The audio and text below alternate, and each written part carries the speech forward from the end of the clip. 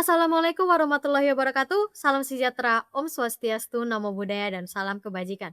Halo semuanya, kami dari kelompok anak sila. Apakah teman-teman tahu ada satu peristiwa dalam sejarah Indonesia yang hingga hari ini masih menyimpan banyak sekali pertanyaan-pertanyaan? Peristiwa yang mengubah arah politik bangsa ini secara drastis, merenggut nyawa para jenderal dan membuka babak kelam berupa pembunuhan massal yang jumlah korbannya masih diperdebatkan hingga sekarang. Benar, peristiwa itu adalah gerakan 30 September 1965 atau yang dikenal sebagai G30 SPKI. Dan dalam video hari ini, kami tidak hanya akan menceritakan kronologi kejadiannya, kami juga akan mengajak kalian semua untuk berpikir lebih kritis lagi, melihat berbagai perspektif sejarawan, menganalisis pada pihak-pihak yang terlibat, dan memahami mengapa sih peristiwa ini masih relevan untuk dibahas hari ini dalam konteks nilai-nilai Pancasila. Saya Paula Angelika, bersama rekan-rekan saya, mari kita mulai membahas peristiwa ini. Untuk memahami G30S ini, kita perlu melihat kondisi Indonesia di awal tahun 1960-an, di mana saat itu tidak ada peristiwa besar yang terjadi secara tiba-tiba, tetapi selalu ada akar dan ketegangan yang mendahuluinya. Pada masa itu, Indonesia dipimpin oleh Soekarno dengan sistem demokrasi terpimpin, di mana kekuasaan lebih terpusat pada presiden. Dalam situasi ini, ada beberapa kekuatan besar yang saling bersaing pengaruh dengan intens. Yang pertama adalah PKI, atau Partai Komunis Indonesia. Pada tahun 1965, PKI menjadi salah satu partai komunis terbesar di dunia, dengan jutaan anggota dan banyak simpatisan. Nah, PKI ini juga dekat dengan Soekarno dan berusaha memperluas pengaruhnya, termaksud dengan mengusulkan pembentukan Angkatan Kelima, yaitu buruh dan petani yang dipersenjatai. Kedua, TNI Angkatan Darat. Militer, terutama AD, adalah kekuatan yang sangat anti-komunis. Mereka melihat PKI sebagai ancaman nyata terhadap stabilitas negara dan posisi militer. Ketegangan antara PKI dan AD sudah memuncak bertahun-tahun sebelum 1965. Ketiga, Presiden Soekarno. Soekarno menjalankan strategi penyeimbangan antara tiga kekuatan, nasionalis, agama, dan komunis, yang ia sebut sebagai Nasakom. Tapi, keseimbangan ini semakin rapuh menjelang 1965. Di atas semua itu, situasi ekonomi Indonesia sedang sangat buruk. Inflasi melonjak, rakyat kesulitan, dan ketidakpuasan sosial semakin meluas. Ini adalah kondisi yang sempurna untuk sebuah krisis politik besar. Sekarang, kita masuk ke malam yang mengubah sejarah Indonesia. Pada tanggal 30 September tahun 1965, sekitar pukul 22.00 WIB, pasukan yang terdiri dari anggota Batalion 1 Cakrabirawa yang merupakan pengawal presiden, ditambah pasukan dari beberapa batalion lain, bergerak dari daerah Lubang Buaya di Jakarta Timur menuju rumah-rumah para jenderal senior Angkatan Darat. Mereka dipimpin oleh Letnan Kolonel Untung, Komandan Batalion Cakrabirawa. Gerakan ini disebut dengan Gerakan 30 September dan mengklaim bertindak untuk melindungi Presiden Soekarno dari rencana kudeta oleh sekelompok jenderal yang mereka sebut Dewan Jenderal. Selamat pagi, siang maupun malam dimanapun kita berada. Saya Faiz Valentino dari kelas IFA Sore. Di sini saya akan menjelaskan kronologi di G30 SPKI. Nah, kita lanjut ke dini hari 1 Oktober 1965, di mana ada 7 jenderal yang menjadi sasaran dari gerakan ini.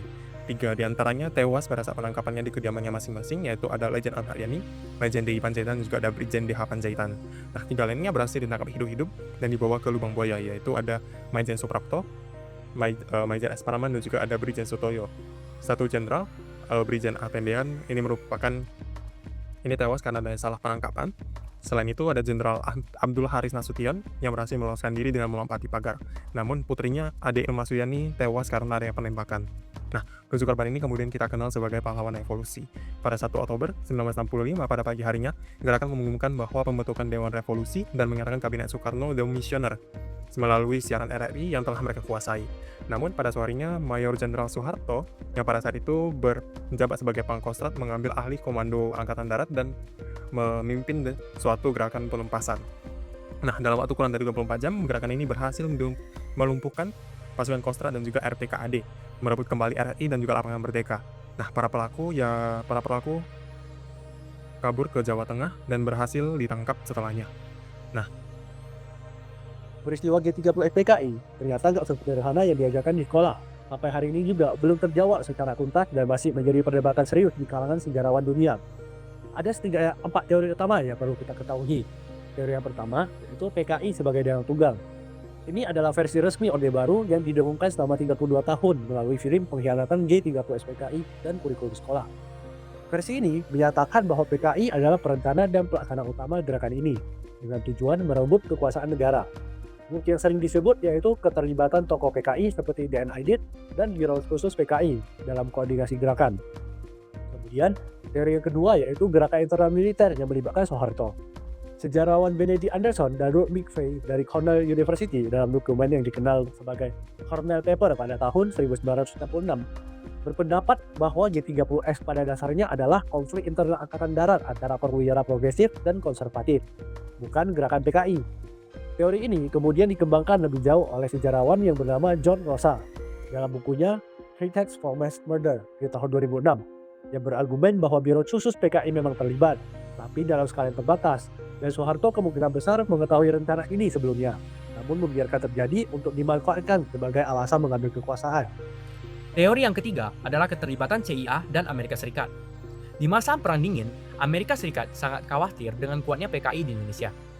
Sejarawan seperti Peter Dale Scott dan William Blum berpendapat bahwa CIA ini terlibat dalam mendukung elemen militer anti-komunis, menyediakan daftar nama aktivis PKI untuk dieksekusi, dan secara aktif mendorong penumpasan PKI setelah kejadian.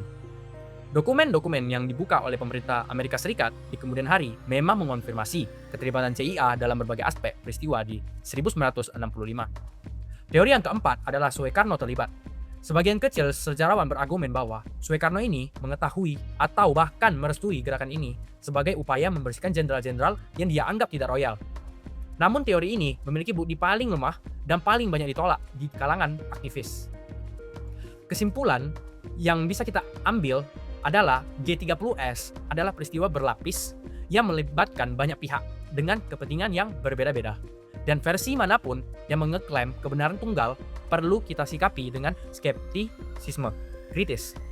Apa yang terjadi setelah 1 Oktober 1965 adalah salah satu tragedi kemanusiaan terbesar dalam sejarah Indonesia.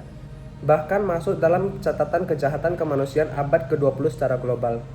Setelah Soeharto mengambil alih komando dan menyatakan PKI sebagai dalang G30S, terjadilah gelombang kekerasan yang masif dan terorganisir di seluruh Indonesia, terutamanya di Jawa, Bali, dan Sumatera. Siapa yang menjadi korban? Yakni anggota PKI, simpatisan PKI, anggota organisasi yang berafiliasi dengan PKI, bahkan orang-orang yang hanya dicurigai atau dituduh tanpa proses hukum apapun. Banyak yang ditangkap, disiksa, dan dipenjarakan tanpa pengadilan selama bertahun-tahun. Mereka yang ditahan di Pulau Buru dan di penjara-penjara lain baru dibebaskan bertahun-tahun kemudian. Sebagian bahkan tanpa pernah diadili. Berapa jumlah korban? Ini masih diperdebatkan. Pemerintah Orde Baru tidak pernah mengakui skala sesungguhnya. Berbagai penelitian independen memperkirakan antara 500.000 hingga lebih dari 1 juta orang tewas dalam rentang 1965 sampai 1966. Komnas HAM dalam laporannya menyebut peristiwa ini sebagai pelanggaran HAM berat yang sistematis dan terstruktur. Yang penting dipahami, ini bukan sekedar angka. Di balik setiap angka ada manusia, petani, guru, seniman, ibu rumah tangga, yang keluarganya hingga hari ini masih menanggung stigma dan trauma yang diwariskan lintas generasi. Salah satu dampak jangka panjang G30S yang sering luput dari perhatian adalah bagaimana peristiwa ini kemudian dijadikan alat legitimasi kekuasaan oleh Orde Baru selama 32 tahun. Soeharto dan rejim Orde Baru membangun narasi tunggal tentang G30S yang sangat sistematis. Film pengkhianatan G30S PKI karya Arifin C. Noer diwajibkan ditonton oleh seluruh rakyat Indonesia setiap tanggal 30 September selama bertahun-tahun. Kurikulum sekolah hanya mengajarkan satu versi. Kata PKI dijadikan stigma yang mematikan. Sekadar berasosiasi dengan PKI bisa menghancurkan karir dan keselamatan seseorang. Sejarawan Catherine McGregor dalam History in Uniform tahun 2007 mendokumentasikan bagaimana militer secara aktif menulis dan mengontrol sejarah G30S untuk mempertahankan legitimasi Orde Baru. Mereka yang mempertanyakan narasi resmi bisa dipenjara. Reformasi 1998 membuka sedikit ruang. Film propaganda itu berhenti ditayangkan secara wajib, namun hingga hari ini diskusi terbuka tentang G30S masih sensitif. Aset-aset negara banyak yang belum dibuka dan para korban serta keluarganya belum mendapatkan pengakuan resmi, apalagi keadilan. Inilah bagian yang mungkin paling jarang dibahas di ruang kelas biasa. Kritik akademis yang berimbang terhadap semua pihak yang terlibat dalam peristiwa 1965. kritik terhadap PKI dan kepemimpinannya. Keterlibatan Biro Khusus PKI dalam gerakan ini hampir tidak bisa dibantah berdasarkan bukti-bukti yang ada, termasuk pengakuan para pelaku. Artinya, kepemimpinan PKI atau setidaknya sebagian elitnya terlibat dalam sebuah tindakan yang bertentangan dengan prinsip demokrasi dan supremasi hukum. Langkah diam-diam melibatkan militer dalam rencana politik tanpa transparansi adalah tindakan yang tidak bisa dibenarkan,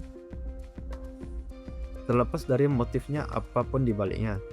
Namun, keterlibatan sebagian elit PKI tidak bisa dijadikan pembenaran untuk membunuh jutaan anggota dan simpatisan yang tidak tahu apapun tentang rencana tersebut. Prinsip dan tanggung jawab kolektif dan penghukuman tanpa proses hukum adalah pelanggaran HAM yang tidak bisa diterima oleh standar hukum manapun. Pada bagian kritik terhadap militer dan Soeharto, bagian ini adalah yang paling substansial secara akademis. Yang pertama karena respon militer melampaui batas penumpasan pemberontakan sehingga terjadi kampanye pembunuhan massal dan mengindikasikan adanya agenda politik di belakangnya. Yang kedua, sejarawan John Rosa dan beberapa peneliti lain memunculkan pertanyaan, mengapa Soeharto tidak masuk dalam daftar sasaran padahal ia adalah pejabat tinggi AD, dan memunculkan pertanyaan lebih jauh mengenai seberapa jauh ia mengetahui rencana ini. Dan yang ketiga adalah penggunaan G30S sebagai tangga kekuasaan oleh Soeharto secara rapi dan cepat sehingga tidak memunculkan pertanyaan. Pada bagian kritik terhadap peran Amerika Serikat, ketika dokumen dibuka, dikonfirmasi bahwa pejabat Amerika Serikat menyambut baik penumpasan PKI dan secara aktif memberikan dukungan intelijen, termasuk nama tokoh PKI kepada militer Indonesia. Tentunya hal ini merupakan bentuk intervensi urusan dalam negeri negara lain yang bertentangan dengan prinsip kedaulatan dan seharusnya dikritisi secara konteks hubungan internasional. Dan yang terakhir adalah kritik terhadap Soekarno, di mana meskipun banyak perdebatan tentang seberapa jauh keterlibatannya dalam hal ini, namun yang jelas adalah sistem demokrasi terpimpin yang dibangun oleh Soekarno ini ya dengan mengkonsentrasikan kekuasaan dan membiarkan tiga kekuatan saling bersaing tanpa adanya penyelesaian konflik yang sehat, menyebabkan adanya kondisi yang subur untuk krisis politik yang dahsyat ini. Kesimpulannya adalah tidak ada satupun pihak yang bisa sepenuhnya bebas dari kritik peristiwa 1965 ini. Ini bukan soal menyudutkan atau membela satu pihak, tapi untuk membangun pemahaman sejarah yang jujur. Lalu apa hubungan semua ini dengan Pancasila sebagai ideologi negara yang menjadi tema besar mata kuliah kita? Justru disinilah peristiwa G30S menjadi pelajaran yang paling kuat tentang apa yang terjadi ketika nilai-nilai Pancasila diabaikan dan dilanggar. Contohnya sila pertama mengajarkan nilai ketuhanan dan moralitas. Tapi pada tahun 1965 sampai 1966, pembunuhan massal dilakukan bahkan dengan dukungan sebagian tokoh agama yang termakan oleh propaganda. Ini menunjukkan betapa moralitas bisa dibajak dengan kepentingan politik. Sila kedua, kemanusiaan yang adil dan beradab, dilanggar secara sistematis ketika ratusan ribu orang dibunuh tanpa pengadilan, disiksa dan dipenjarakan tanpa proses hukum. Sila ketiga, persatuan Indonesia hancur ketika bangsa ini membelah diri ke dalam kubu-kubu yang saling membunuh berdasarkan ideologi. Sila keempat, kerakyatan dan musyawarah ditinggalkan ketika kekerasan dan kekuatan senjata menggantikan dialog dan proses politik yang sah. Sila kelima, keadilan sosial yang tidak pernah ditegakkan bagi jutaan korban dan keluarga yang hingga sampai hari ini tidak ada mendapatkan pengakuan, permintaan maaf secara resmi, apalagi kompensasi. Peristiwa 1965 bukan hanya sejarah kelam. Ia adalah cermin yang mengingatkan kita betapa mahalnya harga yang harus dibayar ketika Pancasila hanya menjadi hafalan, bukan pegangan hidup.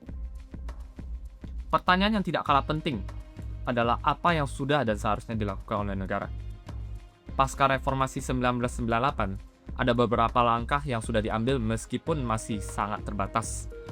Komnas HAM pada 2012 menyimpulkan bahwa peristiwa tahun 1965 sampai 1966 adalah pelanggaran HAM yang berat dan merekomendasikan penyelidikan lebih lanjut, namun rekomendasi itu tidak pernah ditindaklanjuti oleh Kejaksaan Agung.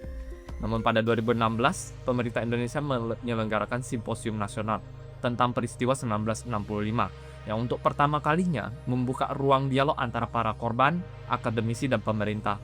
Sebuah langkah kecil tetapi bersejarah. Namun para aktivis HAM dan keluarga korban menuntut lebih, yaitu pengakuan resmi negara, permintaan maaf, dan mekanisme keadilan tradisional yang nyata.